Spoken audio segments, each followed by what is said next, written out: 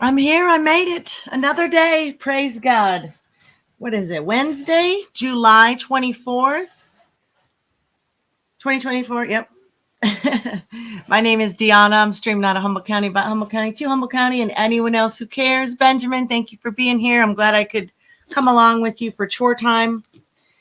I like to educate myself while I do chores. It seems like we're doing a twofer. It's a dual purpose, right?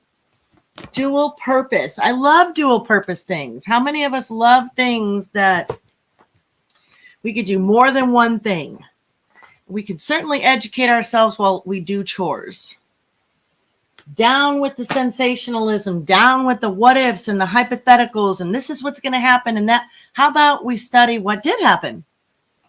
Seems like a novel concept. Excuse me. I knew that was coming on. Phew, it's hot in here. How about you? Is it warm? What does it say it is out there? It doesn't say. I think I took off that temperature gauge on my computer. All of a sudden, I was getting little emojis about the weather. It's so weird and creepy how EI just kind of creeps on in and does things for us that we don't even ask, almost like it's reading our mind. So weird.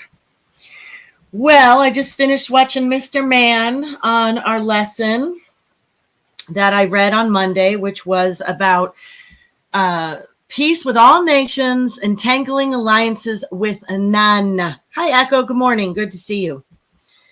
And I remember that being a very profound lesson for me the first time I read through that, about America's stance for the first 125 years. If a nation was being sieged, we were to just help them get food. Stay out of it.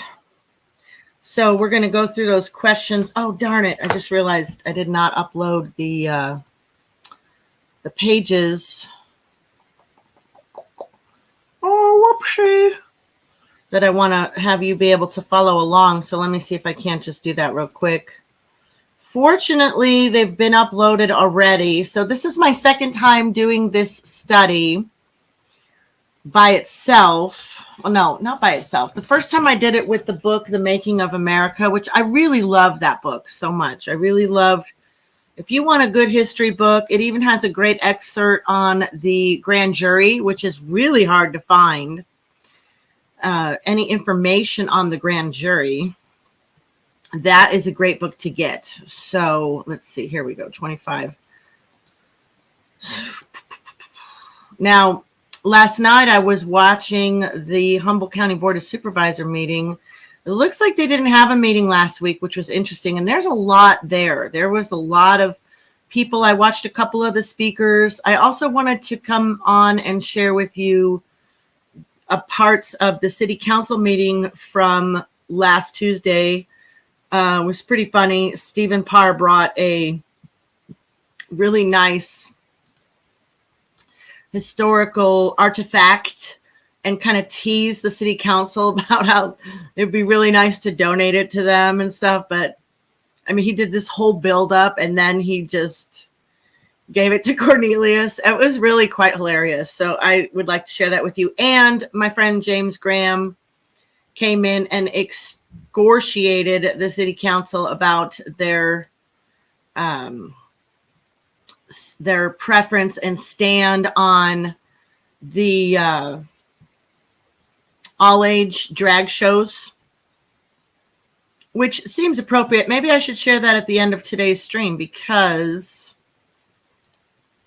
you know, this stream today is about the core strength of any society is the family.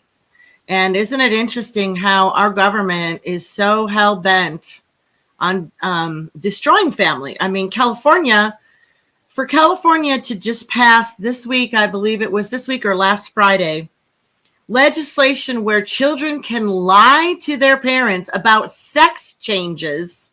This is how crazy our government is right now. And I don't even like to call it our government. This corporation, I should say. This corporation that has infiltrated the government that we are absent on. We are the government. We are the officials.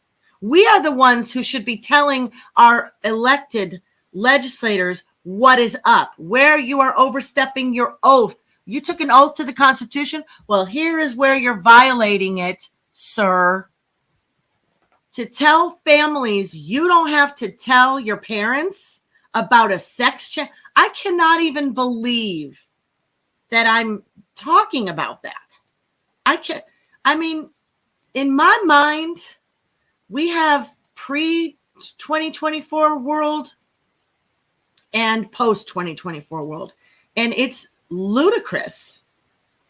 So much of this, I would have never thought we would be living in the day where we're talking like this, that people could openly legislate for schools and officials to go ahead and lie or promote lying to our children, to parents.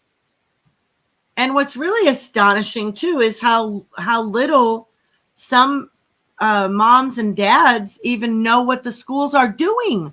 Really, after all that we've been through, you would have thought that having them put masks on kids and isolate them and jab them up and doing all the stuff that they did, you would have really thought that parents would be paying more attention. But no, some of them are still, I see them all the time coming to the podium.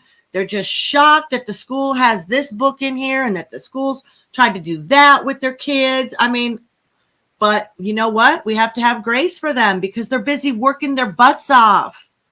And they're trusting these people are not tainting their children. They're trusting these people are not preying on the children. And they are. And somebody's got to protect these poor kids. Why? This is insane to me. Absolutely insane to me. Okay, I think I've got these just about all uploaded here. I think there's one more page I need to put here. So that's where we're at, is to talk about the family unit and to remind the world and us here in America that the core strength of any society is the family. It is the family. And we've had family become redefined for us. Oh, well, this is what's family. We can have 2 mommies and 2 daddies, and that's what makes a family. Actually, that's not what makes a baby. New woke thinking does. Science. New science. I want to call it new science because I don't know if science was always so crazy. Was science always so crazy? Because it sure is crazy now. They just make stuff up and they call it science. It's plain as day. They're hell-bent on destroying the family. And it should not be allowed. It absolutely should not be allowed. We've got to remind these people that they took an oath to the Constitution, and where they're overstepping it, they are violating it. Okay, where did you go? I think I've got them all. Okay, good. We've got them all now. Now I can start reading. And actually, we're going to start with the quiz first. I don't have any glasses here. Arg. Arg. We're going to have to muster through. You're going to have to muster through. Because I don't see any glasses anywhere. Magic glasses popping up. No. No. All right. Let's start in here with the questions. Oh, man. Oh, man. So, Principle 25.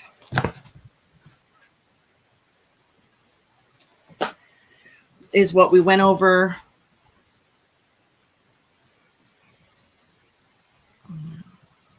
on Monday. Let me blow this up here. Oh, it is blowed up. It is blowed up. But we need it more blowed up. There we go. That's better. All right, let's see. Thank you guys for being here, and all of you who watch the restream of this. I know there's a lot of other things that you could be watching, and I so appreciate you being here and watching this stream and learning with me. Even though we have gone through this before, there's still things that I'm picking up the second time around, as is the way of reading books. Sometimes you're just not ready to digest the things. So let's get through this quiz and then I'll do the reading. It's just a few pages today on the reading, but it's all about family. So, number 1, the founder's idea of remaining friends with all nations but having no political ties is called separatism. Friendly but politically separate, not isolationists. That was the next answer. Sorry. 2, some people would have us wrongly believe the founders wanted complete seclusion. This is called isolationism, and that is not what they were promoting. 3, an example of a nation which has closely followed the founders' policy is Switzerland, whom remained neutral politically through World War II. They allowed people to buy, sell, and bank with them. And America followed Switzerland's policy for the first 125 years until World War II, when we were drug in. Number 4, classifying some nations as friends or favored gives the impressions that nations are enemies. Other nations that are not friends or favored.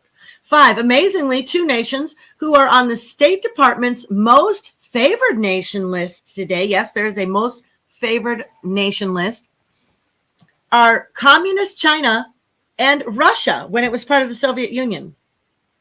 Is that really that amazing? Now the way I look at it is like, oh yeah, this corporate government came in, infiltrated.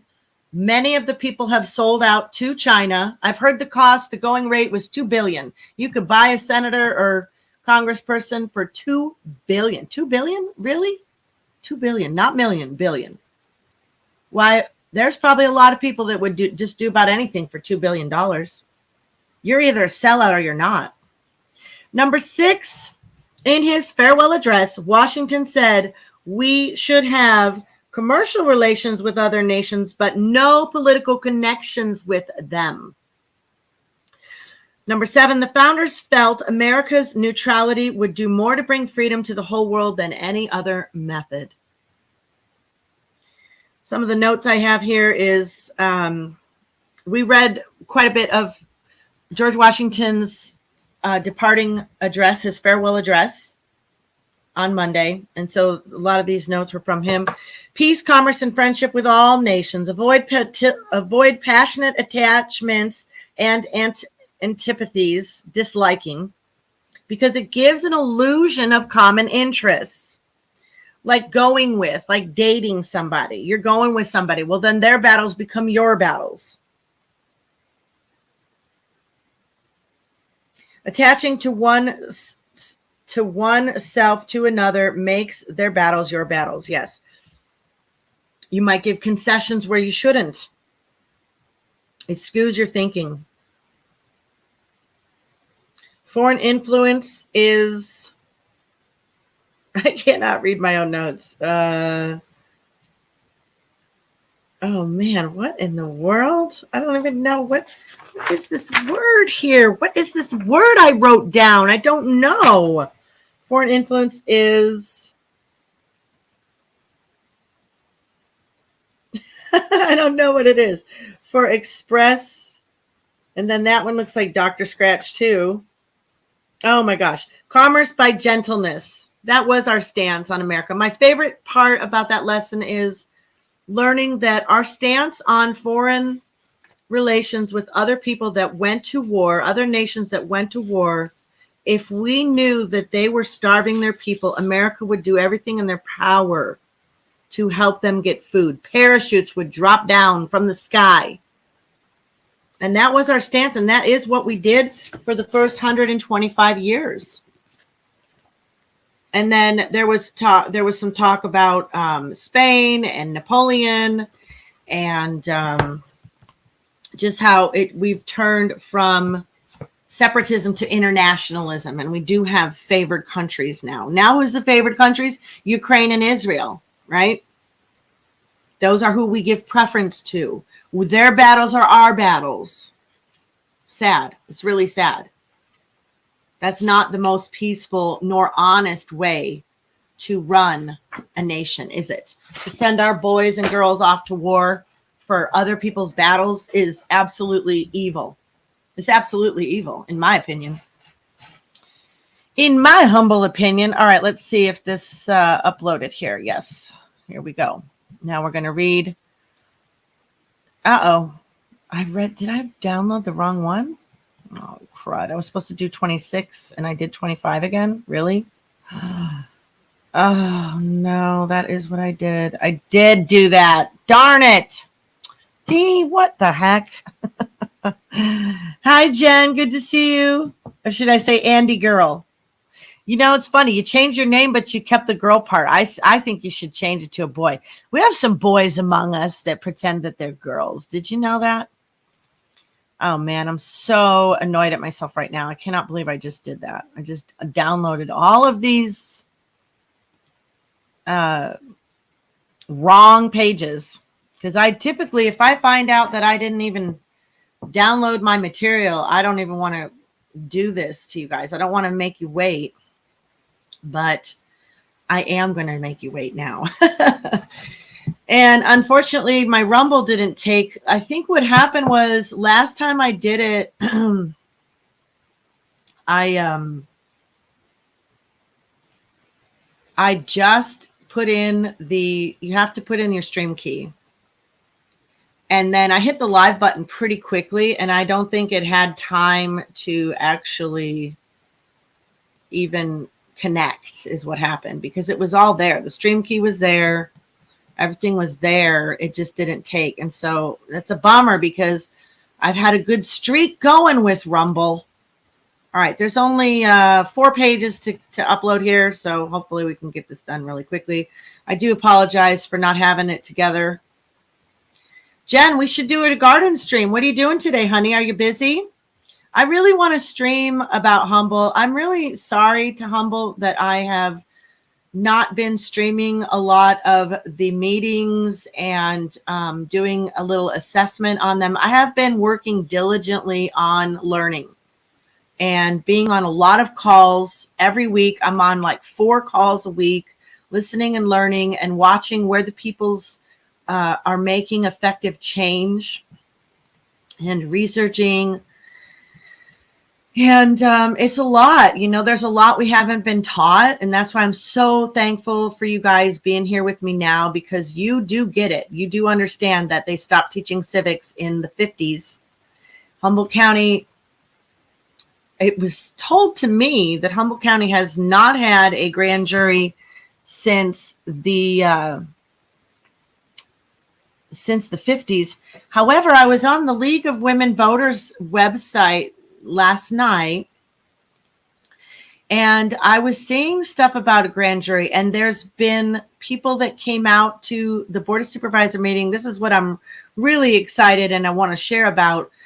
And they were talking about, now one did specifically say civil grand jury, and another just said grand jury. So, you know, a lot of times I've noticed what they do is, especially in the news around here, they will speak about grand jury in the title. And it's happened more than one. It's happened. I've seen it at least 4 or 5 times in the newspaper this way. And yes, I still get a newspaper. I like reading the newspaper. And it'll say grand jury in the title. And then when you bear down, it says civil grand jury. And it's like, oh, okay. So they're different. They're absolutely different. And that's part of why I want to stream about it. And maybe it would be really nice to get some people that are familiar with true grand juries in to talk about these things. Okay, let's see. 87. I think I might be, oh yeah, no. Okay, 85, 86, 87. 88, 89. Okay, good. All right, let's try this again, Sam. Where's that from? And I thought about doing a stream called The Sum of All My Fears and going through the Patriot movement. I made a little, what is it called? Scale. Is it 1 through 10? Yeah, I made a little scale. I don't know. I've talked about it once before. Where, you know, it's like when you start to become an activist, when you start to become interested in politics, strength, let me just put this title in. Strength of any society is the family. All right, let me publish that again. But I have to find that book again and look through it. But, you know, I was talking with my girls last night in the back room, and I was talking about some of the people that I've walked beside during this movement. And it really hurts my heart when I think about all the people that used to, I thought they wanted the same things I want. I thought they wanted remedy too. I thought they wanted to learn this so they could be effective. But, you know, lots of people have lots of different plans and different, you know, ideas for things. Did a bunch of weeding. I got a rest, can't walk, arm and hurt bad tonight. Tonight is good, before or after Georgia call. Okay. Hi, Kiss Off. Good to see you, honey. American women in...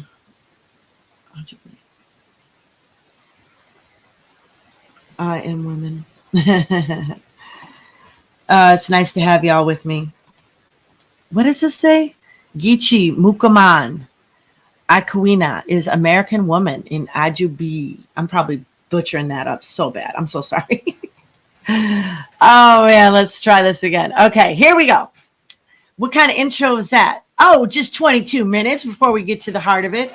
But you guys like hanging out with me. You probably like the ramblings as well. So here we go. The strength of any society is the family.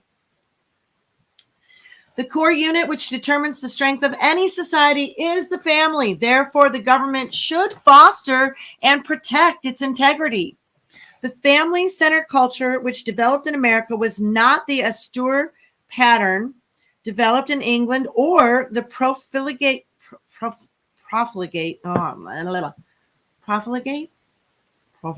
pattern which characterized France. Alexis de Tocqueville compared the American family with that of Europe in the following words.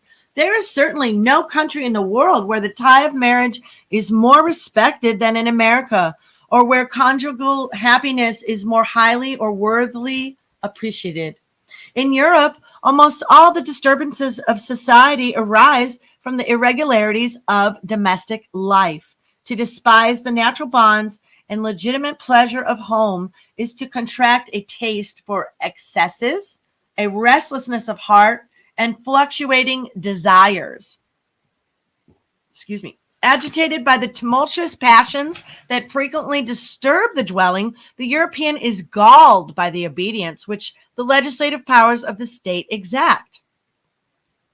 But when the American retires from the turmoil of public life to the bosom of his family, he finds in it the image of order and peace. There his pleasures are simple and natural. His joys are innocent and calm. And he finds that an orderly life is the surest path to happiness. He accustoms himself easily to moderate his opinions as well as his tastes. While the European endeavors to forget his domestic troubles by agitating society, the American derives from his home that love of order, which he afterwards carries with him into public affairs. Beautiful. Equality of men and women under God's law. The American founders felt that the legal, moral, and social relationships between husband and wife were clearly established by Bible law under what Dr. H. Carlton Marlowe has described as differential equality. The husband and wife each have their specific rights appropriate to their role in life and otherwise share all rights in common. The role of the man is to protect and provide. The woman's role is to strengthen the family's solidarity in the home and provide a wholesome environment for her husband and children. For the purpose of order, the man was given the decision-making responsibilities for the family, and therefore when he voted in political election, he not only cast a ballot for himself, but also for wife and children. In theory, God's law made man first in governing his family, but as between himself and his wife, he was merely first among equals. The Apostle Paul pointed out in his epistle to the Corinthians, neither is the man without the woman, neither the woman without the man in the Lord.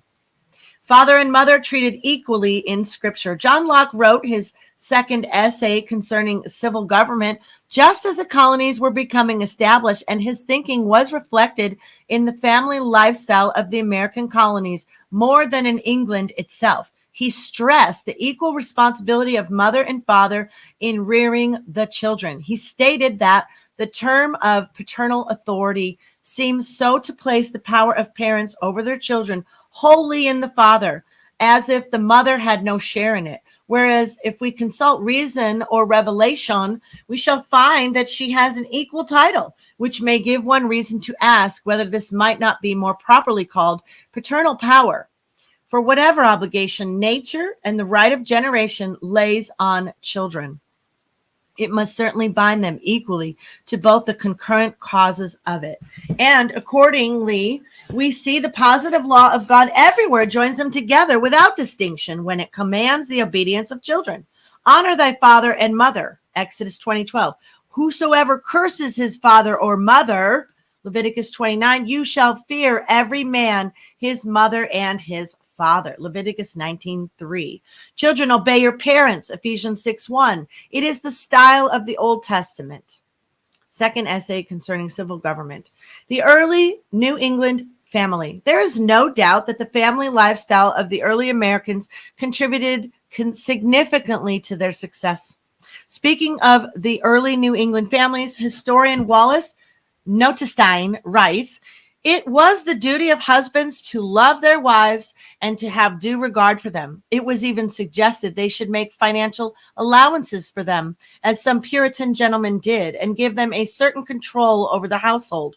What is more significant, Puritan writers had a great deal to say about the family and its unity. From diaries and biographies, one gains an impression that husbands and wives, in their common effort to bring about the kingdom of God on earth, lived happily with one another.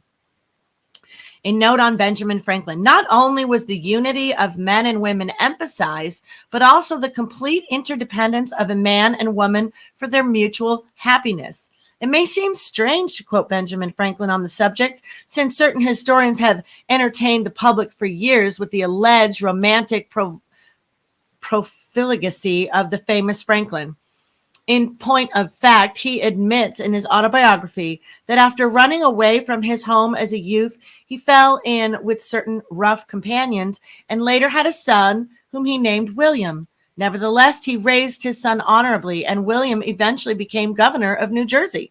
With reference to Franklin's later life, a specialist on his papers and background at Yale University, Dr. Claude Ann Lopez says, the stories about his 13 illegitimate children and similar wild stories have proven to be myths. She says careful research is disclosing that Franklin was not the philanderer many writers have represented him to be. Benjamin Franklin's comment on marriage. From his own pen, we have Franklin at the age of 46, emphasizing the importance of marriage as he attempted to dissuade a young friend from taking a mistress. He wrote, marriage is the proper remedy. It is the most natural state of man, and therefore the state in which you are most likely to find solid happiness. Your reasons against entering into it at present appear to me not well founded. The circumstantial advantages you have in view by postponing it are not only uncertain, but they are small in comparison with that of the thing itself, the being married and settled. It is the man and woman united that make the complete human being. Separate, she wants his force of body and strength of reason, he, her softness, sensibility, and acute discernment. Together, they are more likely to succeed in the world. A single man has not nearly the value he would have in the state of union.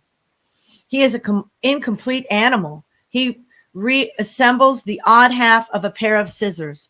If you get a prudent, healthy wife, your industry and your profession with her good economy will be a fortune sufficient. Responsibility of parents to children. The trilateral construction of the family, consisting of father, mother, and children, raises the basic question of the duty of the parents to the children and the respect which the children owe their parents. Locke stated that in the authority of parents over children is based on an important principle of natural law.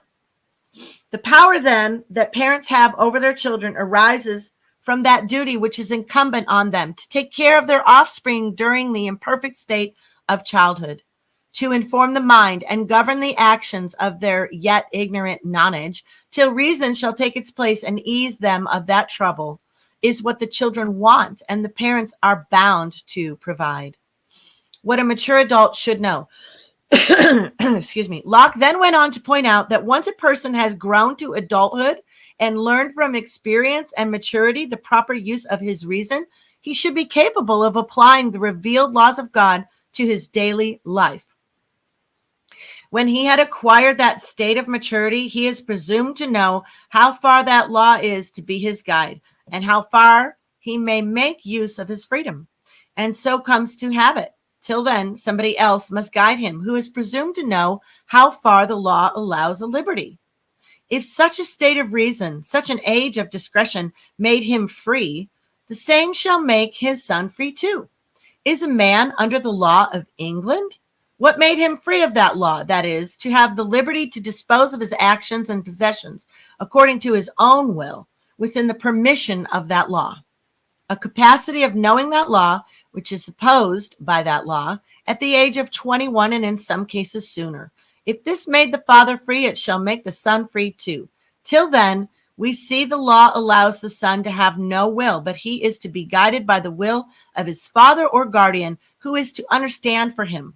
But after that age of maturity is obtained, the father and son are equally free, as much as tutor and pupil after nonage, equally subjects of the same law together, without any dominion left in the father over the life, liberty, or estate of his son.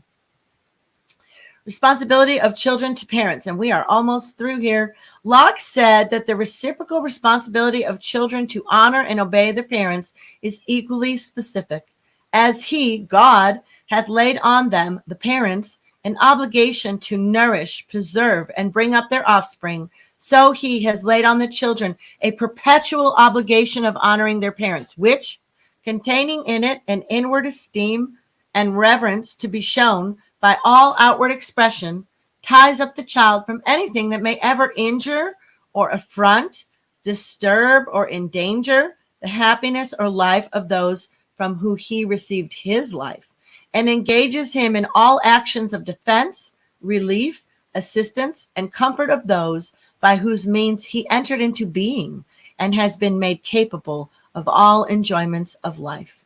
From this obligation, no state, no freedom can absolve children. The state must not interfere with legitimate family relations. The same permanence attaches to the responsibility which parents have for minor children. As Locke said, the subjection of a minor places in the father a temporary government which terminates with the minority of the child. The nourishment and education of their children during that minority is a charge so incumbent on parents for their children's good that nothing can absolve them from taking care of it. It will be appreciated that the strength and stability of the family is of such vital importance to the culture that any action by the government to debilitate or cause dislocation in the normal trilateral structure of the family becomes not merely a threat to the family involved, but a menace to the very foundations of society itself. I should say so. The government has certainly come in and wreaked havoc on all that kind of stuff. Hey, B, good to see you, Eric. Much love. What do we got? Florida, Wisconsin. I forget where you're at, Kiss Off, if you're still here. Florida and Wisconsin in the house. Little story about my husband's grandmother. She was married. Gosh, I have to figure out how long she was married, but there came a point when her husband became very abusive to her. He was an alcoholic. Pennsylvania. Woot. Sweet. That's right. And she separated from him. She did not divorce him, but she separated from him. And she worked for Ma Bell. Hewlett Packard? No. Who was Ma Bell? Pacific Electric? I can't remember. Who is it on the East Coast? Oh, man, I can't remember. But she worked for herself, and but she separated from him for 16 years. And she never took in another. She never divorced him. Then he got sick. He got diagnosed, probably the big C, and was dying. And she took him back in, and she cared for him until he passed. She never remarried. She never loved another. She kept that vow. She took her vow to God very seriously, and her family. And I just think that was a very beautiful story.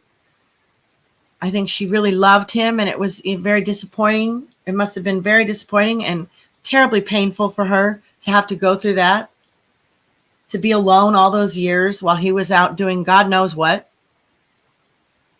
And yeah, that's a hard hand to be dealt, you know. But I just so admired her, and we brought her out here to live with us. She actually died in the very room I'm in. She died in this room. 92 years old, maybe 91. I think she was a few months short of her 92nd birthday. But she came out here for the last 10 months of her life because she was about to be put in her home, in a home, because her son couldn't care for her anymore. He had attempted a suicide on himself.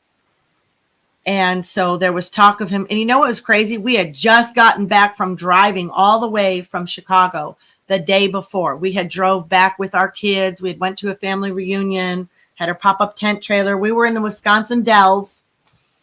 And it was a great, great time. And we get back in, and my husband gets his phone call. He's like, the hell you're putting my grandma in a home? I'm coming there to get her. And he got on a plane the next day. And he went and met with the uncle and his cousin, and they got power of attorney squared away where my husband had it. And we brought her back here to take care of her until her last days. And she was such a sweet lady. She had dementia real bad. She had one lucid day. And I remember, I'll never forget it. And she was like, who gets a second chance at life? And she'd look out at the mountains, and she knew she wasn't in the south side of Chicago anymore. You know, my children got to sit around the table with her. And she was just so cute. And I just loved her so much. She was such an amazing, amazing woman. Part of that greatest generation, you know, just such a great person.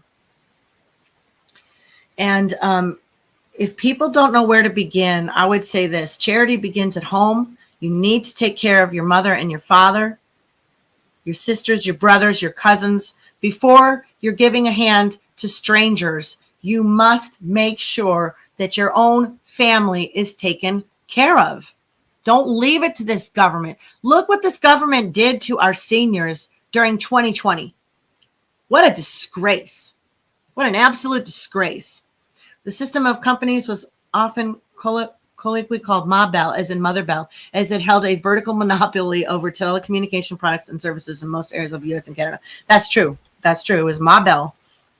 It's just driving me crazy. I can't think of the name of the company that was in charge of the phones at that time. But you're right. It was a generalized term for Ma Bell. Oh, I'll think of it when I get off of here. This was a bit of a long one today since I uploaded 2 different studies. But I will say this. I will pray for you guys. I'll pray for all of you. God, I pray for everybody in this chat here. I pray for their families. I pray that you would give them wisdom in what you want them to do, Lord. I pray they can be cared for by their families. I pray that no weapon formed against them would prosper. I pray you would heal and comfort our nation. Help us to be your hands and feet, God. Help us to know what is our next step. Thank you that you are with us. In Jesus' name, amen. American Telephone and Telegraph Company. AT&T. I don't think it was AT&T, though. I just don't think it was AT&T.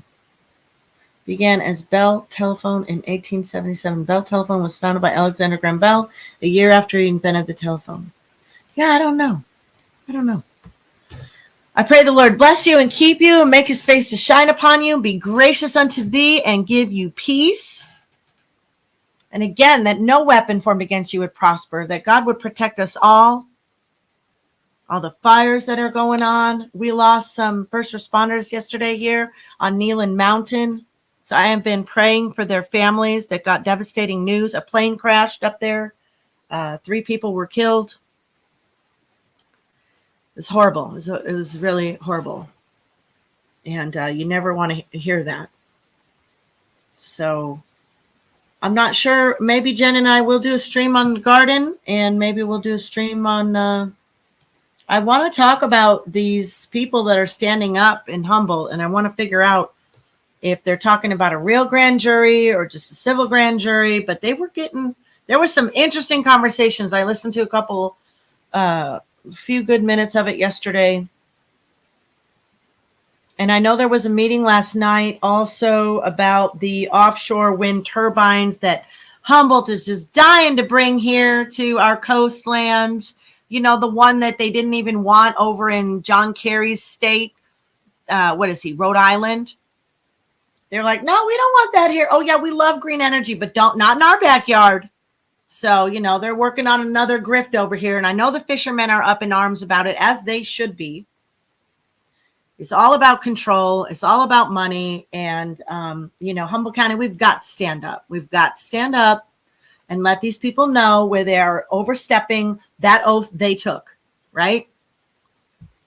Right on. I love you guys so much. I really appreciate y'all being here. Thank you for chatting with me. Thank you for hanging out with me. You guys mean a lot. You mean a lot. It would be no fun doing this without you. I mean, you know, I will talk to myself. I did it Monday, but it wasn't very fun. It wasn't very fun at all. Thankfully, Benjamin came in and said hi. It's hard to say goodbye. I love you all so much, but I'll see you on the next one. Peace.